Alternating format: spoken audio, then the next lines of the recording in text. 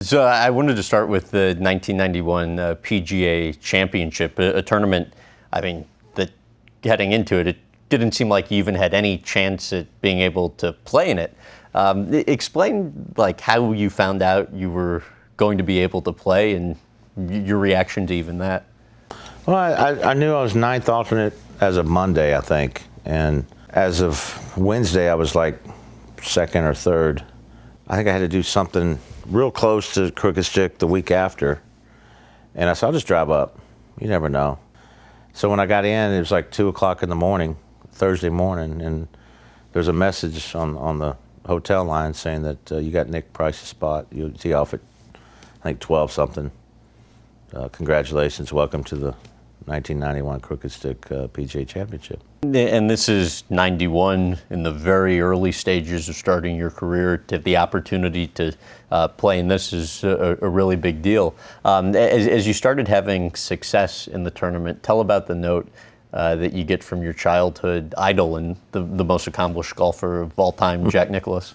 Yeah, I think it was Sunday morning. I go to my locker and there was a note on there, "Go get him," from Jack Nicklaus. When did it dawn on you that, you know, you might really have a chance here? I don't know. It just, that week was such a blur. I didn't get a practice round in, of course, and Squeaky helped me an awful lot. You know, the good thing about me going into the PGA that year is I'd already secured my card for next year. That was the goal. And went in there and just played the golf course and just had a blast playing it. How'd the crowd reaction change over the course of the weekend?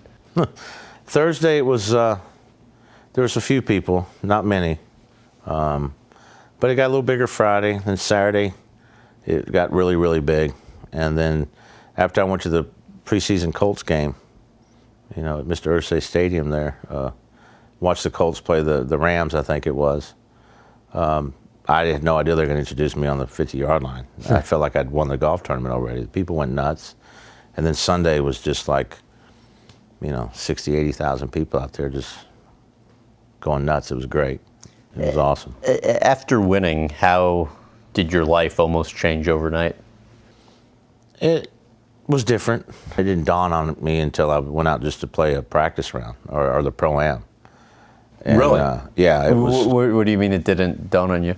Well, I knew I'd won the tournament, but, you know, you won a major. But you still are in that mentality of going, okay, I got to go the next week, and I got to go here, do this outing tomorrow, do this and that. But when I got to Colorado, that's when it dawned on me. Because every tournament that I've played up to the PGA in my career that year, I might have signed a few autographs, or some people might have seen me hit the driver, but nobody really watched John Daly play golf that year. Not a lot. And Colorado is when I realized that, wow, I mean, it was crazy. It was absolutely crazy. There was 4,000 people sitting in front of the clubhouse and on the driving range. For you? Just waiting for me to get in. And that, trust me, I was not used to. How do you immediately deal with something like that?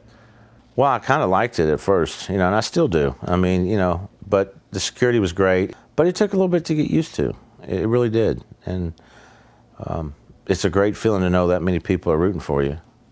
But that week was interesting. The 95 British Open, you've said those 4 days are the best were the best 4 days of your life. Why? Just, I'm not a big traditionalist of golf, but I do respect the value of the game to where I know it started there in St. Andrews. And to me, it's the home of golf. And to win on that, and as growing up, you hear Nicklaus would always say, if you win at St. Andrews, your career's complete. You hear all these guys talk about the British Open, St. Andrews. No disrespect to all the other courses or anything, but you win it at St. Andrews, you've pretty much accomplished one hell of a career. Describe what it's like on that 18th hole when you're in the final group. The marshal drops the rope and the crowd is marching up behind you as you're approaching the green. It's awesome. It's two things. You know you have a chance to win the golf tournament, and you know you're in the last group.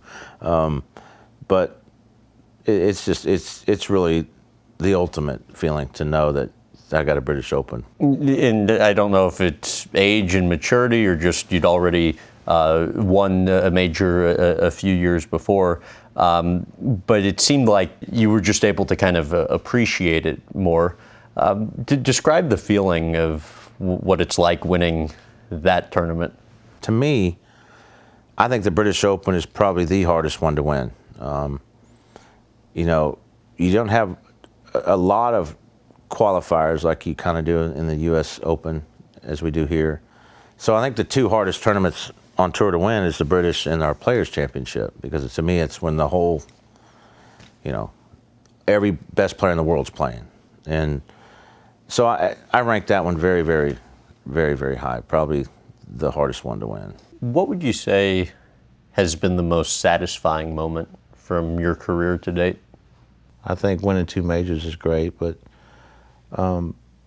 not playing really good for the last 7 years has been tough. Having my children with me, knowing that they're safe and they're good, is the most satisfying moment right now in my life.